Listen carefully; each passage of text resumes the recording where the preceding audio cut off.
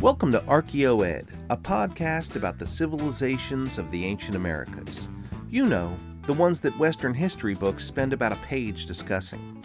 I'm your host, Dr. Ed Barnhart. I've been an archaeologist, an explorer, and a seeker of esoteric knowledge all around the Americas for over 30 years now. This podcast is just me, freed from the lecture podium and talking like we're just having a beer together. Sometimes I'll tell stories of my adventures. Other times I'll share what I've learned about the various cultures that were here before Columbus. Basically, it'll be anything I feel like talking about, because this is my podcast, beholden to no one. I'm just having fun with it. I hope you do too. So without further ado, kick back, relax, and let's get started. Season 4, Episode 7, Mapping Palenque Part 3. Hello, ArchaeoEd fans. Before I start this episode, let me say that I'm thrilled how popular this podcast is becoming, and directly related, how much I appreciate you listeners. I have a favor to ask, if it's all the same to you. Try to listen to the podcast through YouTube for the next couple of episodes. I'm almost at the point where YouTube will let me earn from the ads they're already running during my episodes, but they want me to reach 4,000 viewing hours in a 365-day period. I'm hovering around 3,100 hours, but every day, a day 365 days ago drops off my total. If all of you listen through YouTube for a month or two, I'd cross the threshold. It's not vital, so if you don't like YouTube, no worries. But if you felt like helping, well, that'd be great. So enough of that, on to the episode. When I started telling the story, I thought it would be a single episode, 2 at most. But once I got into it, I realized, man, it's a lot. I've been telling bits and pieces of this story for years, but never the whole thing. And in a strange way, it feels cathartic to speak it out in this format. So here's what I'm going to do. I'm going to tell the story in George Lucas Star Wars style. By that, I mean sporadic trilogies. I'll finish up Season 1 in this Part 3, and then I'll promise you 2 more trilogies for Seasons 2 and 3, but no timetable for when. But unlike Lucas and his Journey of the Wills lies, I actually know how the whole story goes now. Okay, I'm 2 minutes in, so I better get started. To recap, by mid-June we had mapped the city center, down the Otuloom River's west side through Group A to the plains below, then through Los Mangos, the road to the ruins, and back up the cliffs through Group J and the messy Group 4. Now we reached the ruins parking lot, a welcome break for the jungle, at least for the moment. It was just Elizabeth, Kirk, and I. For the moment, we didn't need any machete work, so Manuel and Rogelio just hung around with their friends who were selling souvenirs in the parking lot. It was an odd moment as we mapped around tourists arriving to the site, the ticket booth, the entry gate, and all the vendor stalls. The work went quick there because there were no ancient buildings, just a wide, flat space in between terraces stepping up the mountainside. In fact, that's why Ina put the parking lot there. It's a big, empty space next to the ceremonial center. Now it's paved, so it can't be proved, but I suspect it was the ancient market grounds. If it was, then all the vending happening there today is amusingly appropriate. All too soon, we were done and back in the jungle. Inside the tree line was another terrace, 3 meters tall and over 200 meters long, leading from the main plaza all the way to the next river, the Motiapa. On top of it, about 30 meters back, were more massive temples. Not residential groups, temples. To our surprise, once we wrapped our head around it, we realized that the temples of the city center didn't stop. The park's tree line just made it look that way. The major temples continued all the way to the Motiapa River. The one previously known and mapped temple there was called the Encantado Temple, so we named the entire group the Encantado Group. Moises had found that temple and gave it that romantic name, the Enchanted Temple. Merle then included it in her map in the 1980s. The area was complex and again full of collapsed, exposed tomb chambers. And of course, we climbed down into every one of them, but we didn't find anything except spiders and snakes. My sister Laura and her son left just as my sister Linda and her son Chris had arrived. I was proud to show them around too and show them what I was doing. But then they and Kirk left for Playa del Carmen. It was just me and Elizabeth now. I really appreciated Elizabeth. She was, after all, just traveling through Central America when I sucked her into my mapping project. She was a fully trained surveyor at this point and worked hard every day. So I increased her salary to a grand $50 a week and bought her a new pair of boots in town. She and I mapped the Encantado group alone, 67 buildings in the end, and more snakes than any of us were really comfortable with. The amount of times my notebook says big fer-de-lance but it got away is something that I must have blocked out. I really didn't remember that many, but that's what the notebook says. On the last day of June, I put Manuel and Rogelio cutting around buildings and guarding the survey equipment while Elizabeth and I went to drawing buildings in another section. It was right on the edge of the Motiopá River, my boundary for Season 1, and I was happy to have finally tagged that western edge of my 1998 goal. We were both seated on the jungle floor in a courtyard of a big residential compound. Over Elizabeth's shoulder, I saw two young Maya men walking fast through the jungle. One of them saw me just as he passed behind a ruined structure and out of view. I said, "Oh, Elizabeth, get up. Those guys looked sketchy." But before I could even put my backpack on, they doubled back and came right at us. One pulled a gun out of his pocket and pointed it at us from about 20 feet away. Then he walked right up and put the muzzle on my forehead. Elizabeth and I froze and put our hands up. The one with the gun started yelling something at me as the other one looked through our bags. My Spanish was terrible then, but I managed to say in a calm voice, "Hey, I don't speak Spanish, and you're scaring me. If you stop yelling and speak slower, maybe I'll understand what you want." He didn't like that, so he hit me in the head with the gun a couple of times. Finally, the other guy asked him to stop, and he started talking to me. He clarified what they wanted. Dinero. The guy with the gun moved to Elizabeth and started to take a ring off her finger. She cried in broken Spanish, "Please don't, it's a gift from my mother." And the one talking to me told his buddy, hey, don't do that. It's from her mom." Clearly, we were in a good cop, bad cop scenario. I gave good cop my wallet, which had about 800 pesos in it. He pulled out the money and then gave me my wallet back. Then he gave me 50 pesos and said, "Para su paciencia," which means, "for your patience." I dared not say it at the time, but I was thinking, "Oh yeah, sure, this has been nice. Let's do it again sometime." Bad cop pointed the gun at us again and said in his best angry voice, "If you tell anyone, we'll come back and kill you." And then they ran off into the jungle. We waited another 5 minutes or so ourselves, and then we ran to the parking lot. I found the head of park security, Captain Reyes, and told him what happened.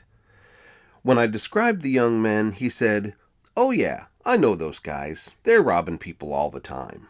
I thought, what the heck? But, to his credit, he did find them that day. When I return from my first commercial break, I'll tell you what happened next.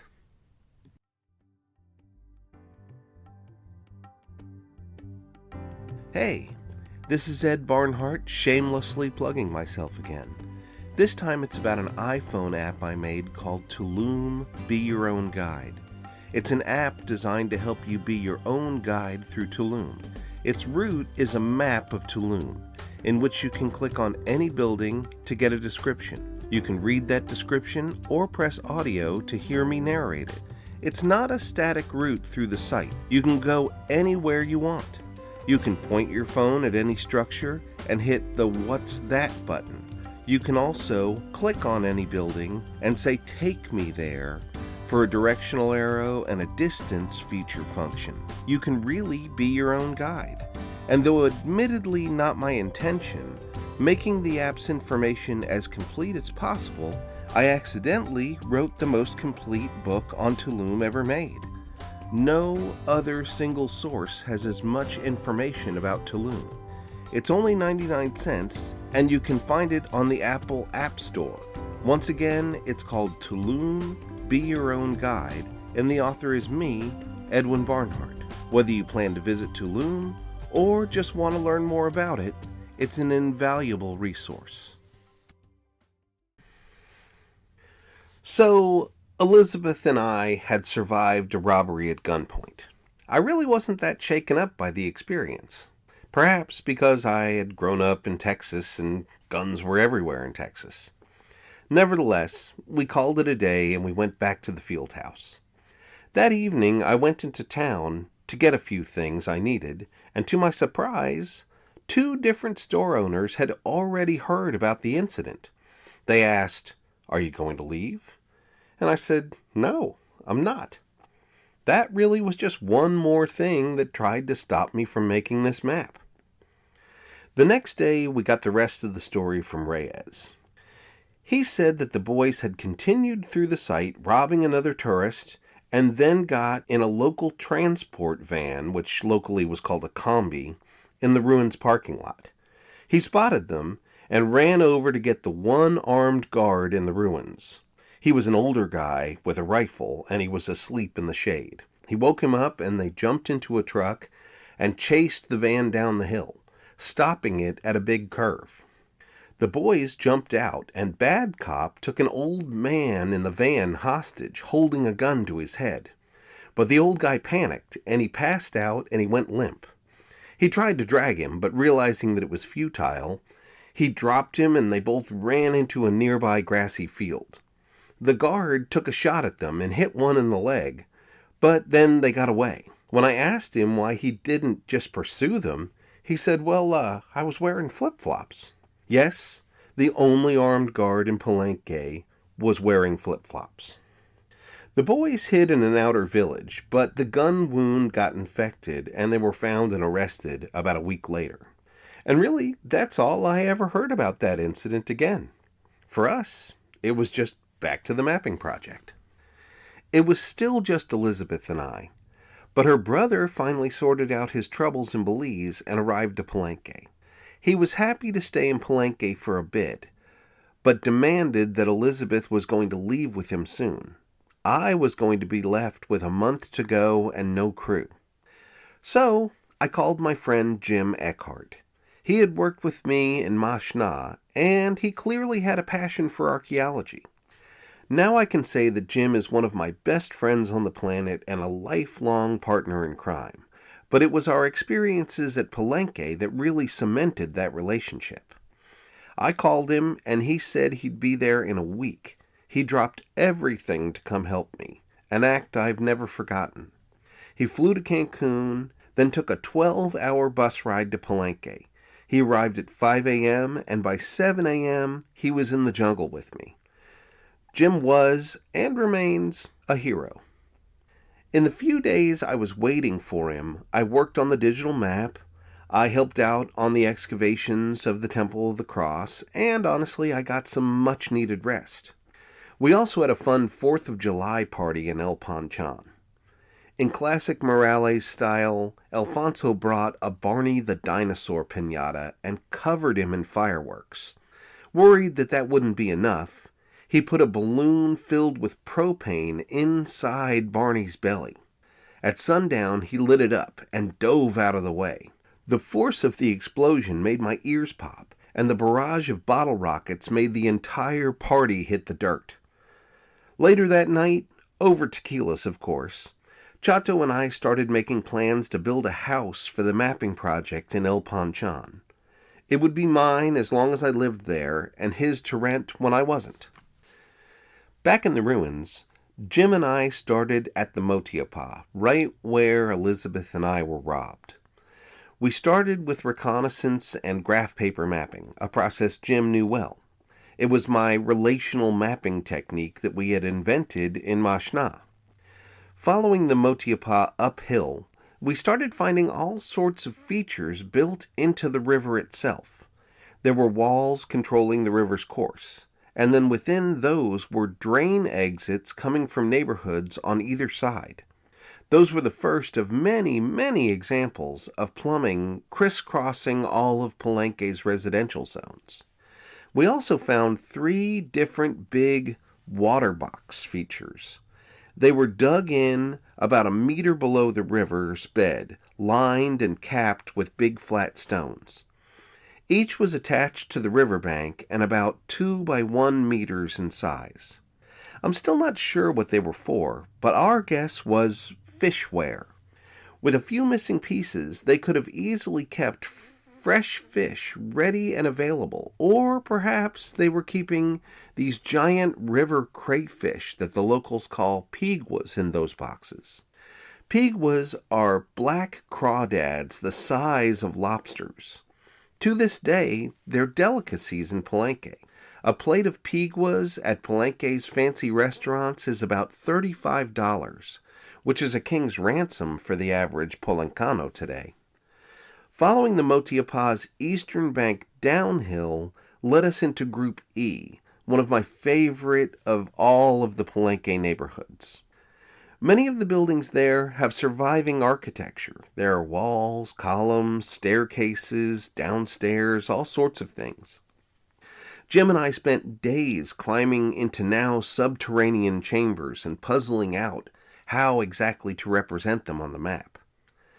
The access road to the ruins parking lot divided Group E from Group J, and I still wonder if they weren't actually one huge neighborhood at one point. To our surprise, a western section of Group 4 was over there, cut off from the rest of it by the road. No shade thrown at Ina on that one. Palenque's settlement density made it impossible to build a modern road without destroying something. Building density was intense there, and Jim and I spent over a week drawing and figuring out how to plan a route for the survey machine. I had Rogelio and Manuel cutting around the buildings as we found them, preparing for the theodolite mapping. One of those mornings, Rogelio brought a dead salamander with a serious look on his face. It was all black with a weird oily sheen, and it looked harmless enough to me. But as Rogelio explained it, it was deadly. He said that if it touched your skin, you would die within days. He said he knew of 2 kids in Naranjo that had stepped on them and died. Now, honestly, Rogelio was a bit of a compulsive liar, and sometimes he'd do it just for fun. Over the 3 years of the project, I caught him in a number of just ridiculous and badly crafted lies. So, he could have been lying about this salamander, and I've never been able to find it in any herpetology books. Nevertheless, that was the last day that I walked around barefoot anywhere in Palenque. When Jim and I had finally finished filling out 2 sheets of graph paper maps, it was time to bring the machine back into the field. That's when I made a frustrating discovery. People had been stealing our traverse station nails. Ignorantly, I had been placing these 5-inch nails in the ground and marking their locations with pink flagging tape. They were the stations for the machine to stand, and I had to be able to find them again to put the machine back there. But the pink flagging tape had attracted the local Maya too. Once the first nail was discovered, it became a bit of a treasure hunt. Those nails were expensive, and they were probably perfect for nailing big beams of houses together. We lost at least 10 in that first episode, and probably more that I had no need to return to. From then on, I hid the nails. No more pink flagging tape, no more nails on trails, and I hid them under rocks. But what was done, and Jim and I had to backtrack, and we found a station that hadn't been stolen and then extended it back into Group E. The way it worked out was actually fortuitous. It gave me an opportunity to close a kilometer-long loop and check the accuracy of the map. We shot from one station to one of the very first that we had established back in February. And to our pleasure, the computer that night calculated our error at only 3 centimeters. Amazingly, our map was accurate to the width of a walnut. Okay, I'll take my last commercial break here, and when I return, we'll wrap up Season 1.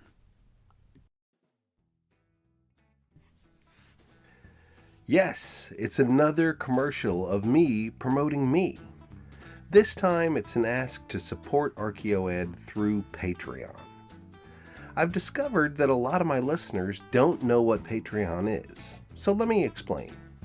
Simply put, Patreon is a website that allows fans to financially support their favorite creators, musicians, artists, comics, and podcasters like me. Like the NPR model, it allows for one-time donations or monthly charges on your credit card called sustaining memberships. Those sustaining memberships are wonderful because they create a monthly budget that creators can depend on and plan around. You can support ArchaeoEd with as little as $5 a month or as much as you like. The process is really very simple. Just make an account with Patreon and choose ArchaeoEd as your recipient. But you might be saying, but wait a second, ArchaeoEd is free. Why would I choose to pay for it? Because, again, just like NPR, quality programming doesn't exist without public support. I made this podcast on a lark, sitting in my closet during the pandemic. But now it has tens of thousands of fans and dozens of Patreon supporters. ArchaeoEd's success is starting to prove that responsible, truthful portrayals of ancient history can be popular and financially viable. Aliens, ghosts, and white guys that built Atlantis are not the only things that history fans want to hear about. So why support ArchaeoEd through Patreon? So I can have the financial resources to expand my reach and increase the audience. With your help, I can challenge the notion that only sensationalized versions of ancient history sell. It's easy. Just Google Patreon ArchaeoEd and you're on your way. I'm betting on the fact that you would agree that ArchaeoEd is at least as valuable to you as a cup of Starbucks once a month. So come on, put a little skin in the game and help me challenge those other strange versions of history.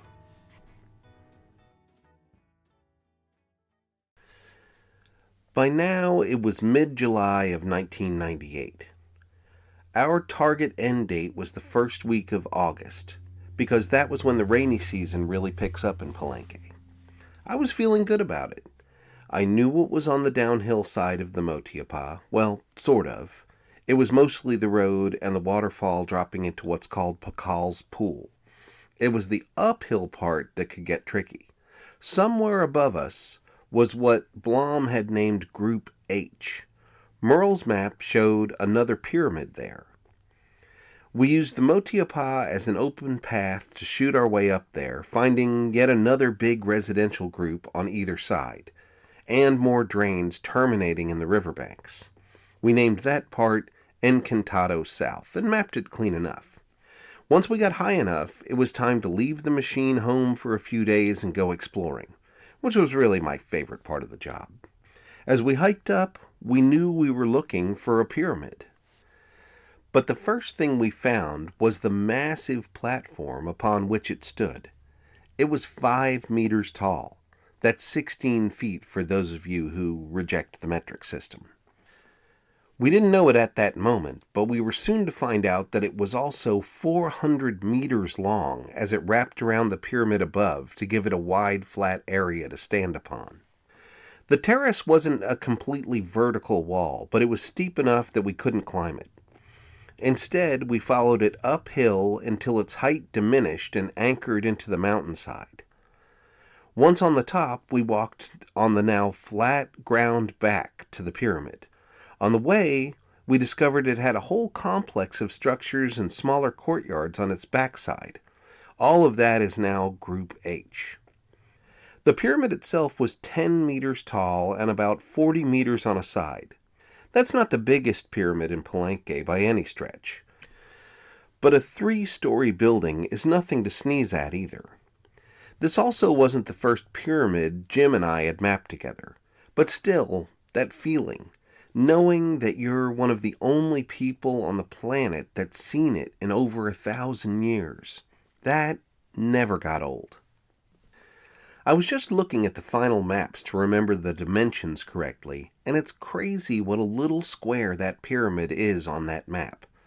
Palenque, despite being one of the smallest Maya cities, is still a huge place. As we explored behind the pyramid, we found some interesting and important surface evidence. Big, rough-cut stones were strewn around multiple little courtyards. It was hundreds of pounds of stone, and definitely not part of any building. Exploring just a bit further uphill, we found cliffs that had been cut into, seriously cut into. And our conclusion was that we had found one of Palenque's quarries. Now that hundreds of pounds of stone loose around the courtyards made sense. Group H was probably a stone masonry workshop. And once we understood it, it really did make perfect sense. Which would you rather do? Haul big blocks uphill or slide them downhill? Of course the quarries would be up high. And as we followed the wall of the quarry, to our surprise, it led us very shortly to the temple complex that I had mapped months before above the Temple of the Inscriptions. It was a quick lesson in how quickly you can get turned around and lost in the jungle, even if you're the mapping crew. So now all that was left for Season 1 was to complete Group E down to the cliffs containing the waterfall into Pakal's pool. Jim was depressed because a woman he had been flirting with had rejected him. It really wasn't anything to do with him. She turned out to be a lesbian, and he was barking up the wrong tree. A few hours into one day, I walked up to him, and he had one of those 1,000-mile stares going on. Under his foot was a baby fer-de-lance, whipping itself around and striking his boot again and again. I said, "Jim, dude, pull yourself together. Distraction is death out here." And he did. And only in Palenque can deadly snakes become life coaches. Mapping our way down the cliffs beside the waterfall was hard, but nothing unexpected at this point. But on the ridge above, there was one more Season 1 surprise: the ruins of a sizable modern building. It was 2 stories and made of cement. The back wall was the worst, totally blown out in an odd way that wasn't just dilapidation. I thought maybe it was a tree that had grown in and then fallen out into the waterfall, and that's why we couldn't see it. But when I told Chato about it, he said that it was the restaurant of a woman named Herta. It was there in the 1950s, but one day her propane tank blew up and it ended the restaurant. That explained why the back wall was blown out. It's funny how some of the ruins at Palenque aren't all that ancient. Jim and I continued to map Group E, but time was getting short. Jim's last few days were spent ill. It happened all the time down there. I myself spent, it seemed, 50% of the project fighting through waves of stomach cramps. Jim was sick all the way until when he got on his bus back to Cancun. I had only a little left to complete in my Season 1 goals, but no partner to help me run the machine. But then Elizabeth returned. She and her brother had had a falling out on the road, so she came back, and just when I needed her. It's funny how often Palenque's universe manifested what I needed when I needed it. She and I finished the last bit, and to my surprise, we found what I think was a fallen stela. It had no carving, but it was 1 by 2 meters in size. Palenque had only 2 other known and recorded stela, so this was quite a discovery. And it's still laying out there in the jungle. It's a couple of tons in weight, but I hope somebody someday flips it over and maybe there's something on it. I lost touch with Elizabeth after that, and I wish I hadn't. Last I heard, she was somewhere in outer Mongolia. Elizabeth Corin, if this podcast ever finds you, give me a call. The fieldwork of Season 1 was done, but I still had a few things to wrap up. First, I set permanent cement survey markers at 4 places within the areas we had covered. since I was pretty sure that all my nails would be found and stolen before my return. Second, I had to finish my deal with Chato for building a new field crew house in El Panchan. And I did. I had drawn up the house that I wanted on graph paper. It was going to be 2 stories, 3 bedrooms, 3 baths, a living room, a kitchen, and an office. I would pay $5,000, which was about my budget for rent over the next 2 years. In return, Chato would build me the house at El Panchan in time for Season 2. And having made a topo map of El Panchan for Moises, I knew exactly where I should put it so it wouldn't get flooded. So with that plan in place, I returned to Austin and wrote the report. I owed it to Ina for my continued permission and to FAMC for my continued grant. By October, I had the first maps completed and the report submitted, both in English and Spanish.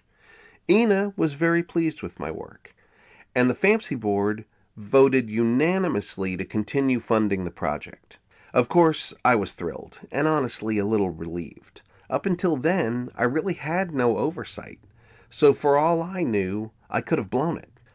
All of my names of the new sections of the map were approved by Ina, which was also very exciting.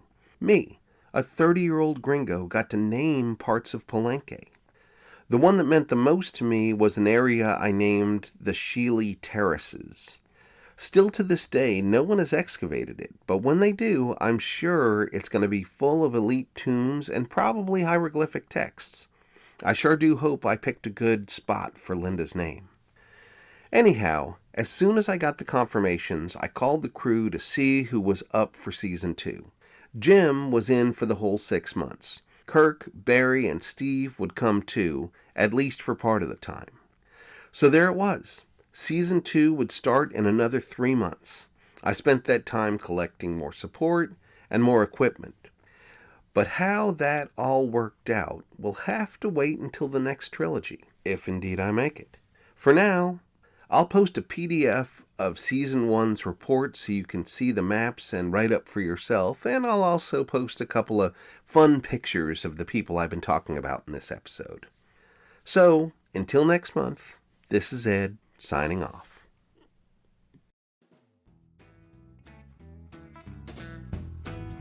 You've been listening to ArchaeoEd, a podcast written, produced, and distributed by me, Ed Barnhart. If you liked what you heard, then subscribe, like, share, comment, and do all those other things that I'm supposed to ask you to do. If you didn't, then don't do any of that stuff. And if you really liked it, support ArchaeoEd through my Patreon account. I make these podcasts for free, but I am not opposed to financial support. Until next time, thanks for listening. All rights reserved, copyright 2023.